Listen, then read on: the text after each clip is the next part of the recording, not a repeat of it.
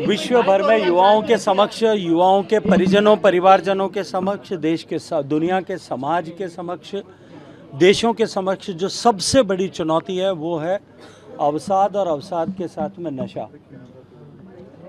और माननीय प्रधानमंत्री जी हमेशा ये बात कहते हैं कि किसी भी देश को यदि आगे बढ़ना है तो उसकी युवा शक्ति को सहेजने, संवारने और मोटिवेटेड रखने की सबसे बड़ी आवश्यकता है।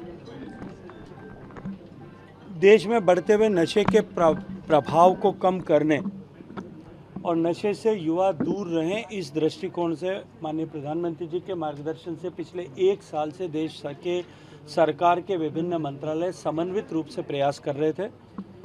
आज माननीय प्रधानमंत्री जी के प्रेरक उद्बोधन के साथ 100 सप्ताह तक चलने वाला, लगभग 2 वर्ष तक चलने वाला एक महाअभियान नशा मुक्त युवा फॉर विकसित भारत, क्योंकि हम जानते हैं हमारा देश अभी विकसित होने की दिशा में आगे बढ़ रहा है, अमृत काल से गुजर रहा है।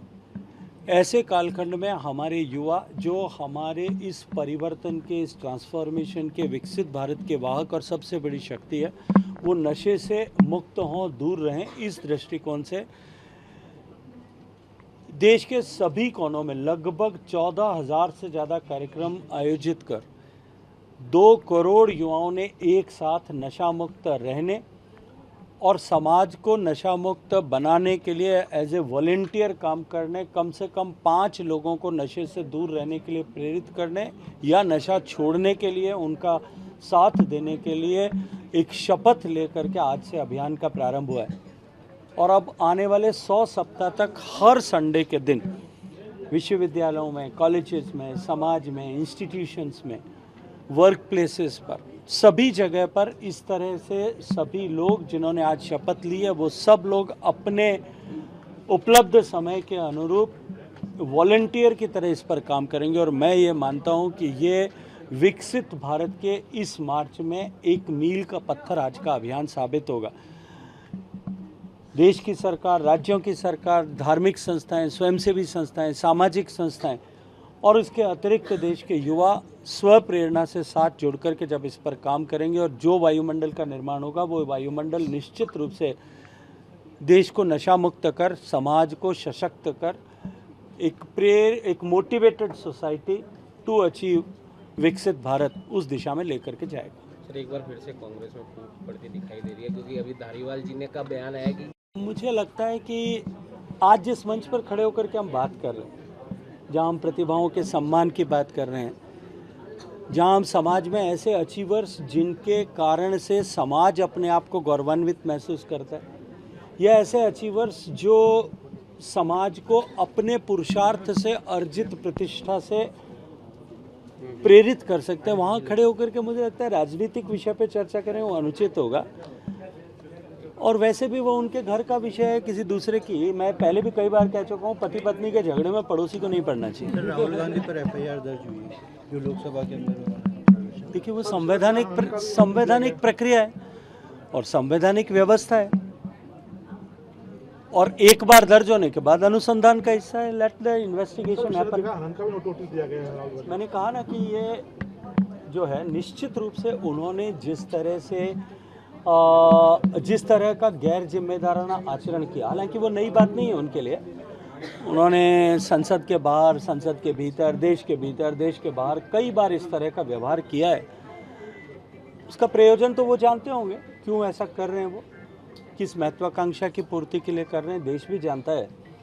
लेकिन मैं ये मानता हूँ कि यदि कहीं विशेषाधिकार हनन हुआ है, विशेषाधिकार का दुरुपयोग हुआ है या किसी की भावनाएं आहत हुई है, उसके चलते हुए यदि कोई संविधान प्रदत्त व्यवस्थाओं के अनुरूप तहत कोई प्रक्रिया प्रारंभ हुई है, उसका अपना एक मार्ग है। लेट देम को लेकर भी वो विरोध कर रहे हैं। चलिए अभी तो बिल आने दीजिए, उसके बाद इस पे बात करेंगे। भारत मेजबानी करने जा रहा है, किस प्रकार देखते हैं? देखिए, भारत जब ब्रिक्स की मेजबानी कर रहा है, मैं अपने आप को सौभाग्यशाली मानता हूं कि मुझे पर्यटन और संस्कृति, जो 2 भारत के मूल स्तंभ हैं, इन दोनों मंत्रालयों पर काम करने का सौभाग्य मिला है। G20 की अपार सफलता, सफल आयोजन और उसकी देश भर में हुई गूंज के बाद में ब्रिक्स की मीटिंग्स भी देश के विभिन्न कोनों में हो, माननीय प्रधानमंत्री जी ने ऐसा सुनिश्चित किया है। अभी आने वाले सप्ताहांत में भोपाल में ब्रिक्स देशों के सभी सदस्य मंत्री और इसके अतिरिक्त जो है इनवाइटेड कंट्रीज़ के सभी मंत्री जो है भोपाल में 2 दिन तक इस पर चर्चा करेंगे। और उसके बाद में तीसरे सप्ताह में यहाँ जयपुर को पर्यटन मंत्रियों की मेज़बानी का अवसर मिला है। मैं ये मानता हूँ कि जिस तरह से भारत ने जो कुछ पिछले 10-12 साल में जिस गति के साथ में प्रगति करते हुए अचीव किया है, वो निश्चित रूप से भारत के प्रति देखने का, भारत की तरफ देखने की दृष्टि है, उसके चलते हुए विश्व भर की बदली है। भारत का सम्मान पुनः स्थापित हो रहा है। ऐसे समय में ब्रिक्स का आयोजन भारत के प्रति इस सम्मान को और अधिक ऊंचाई प्रदान करने वाला है। गहलोत साहब लगातार ट्वीट के माध्यम से राज्य सरकार के ऊपर हमला कर रहे हैं, भले ही वो शहरी सेवा शिविर का मामला हो, अपराध का मामला हो, हर उस पर। देखिए, मुझे लगता है कि वो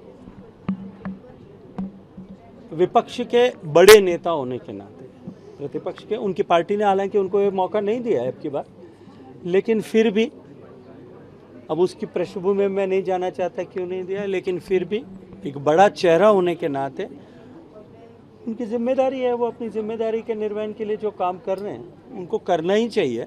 लेकिन मैं तो सिर्फ इतना कहूँगा कि इस तरह की कोई टिप्पणी करने से पहले 2018 से 23 के बीच में राजस्थान में जिस तरह की परिस्थितियाँ थी, उनकी तरफ अपने गिरेबान में झांक कर देखना चाहिए। देखिए, जो खुद गुरुजी गुड़ खाते हैं ना, वो बच्चे को गुड़ छोड़ने के लिए उपदेश दें तो अच्छा नहीं लगता।